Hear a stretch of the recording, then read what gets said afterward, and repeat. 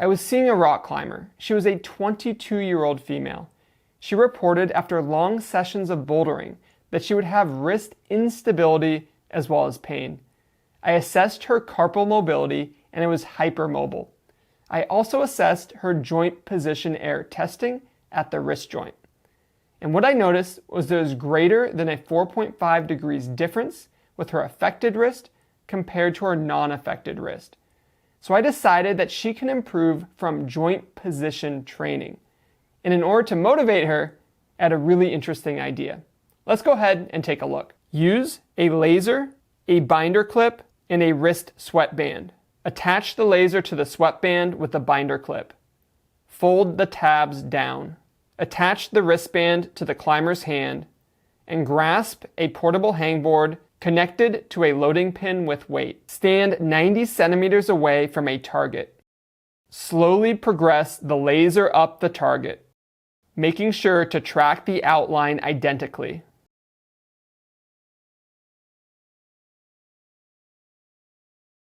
Now, although the dawn wall route is not something that was feasible within her ability, and also it wasn't a bouldering route, it was a fun way to illustrate a line that she had to track and follow with the laser to improve her sensory motor control at the wrist. And this is a great way that you can engage climbers into some of their training as well as their rehabilitation exercises. Let's look at another case. This was a case of someone who had weight-bearing pain. Anytime they would go into a push-up or a plank position, they would feel some instability, some discomfort, and just general pain in their wrist region.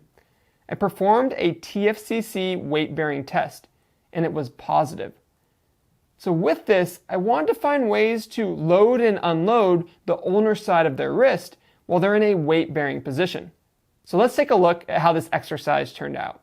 Attach a laser wristband to the hand. Set a target 90 centimeters away from the climber. Have the climber bear weight into a parallel right before the onset of their pain. Have the climber trace the laser slowly up the route that's across from them, focusing on accuracy and precision of the line.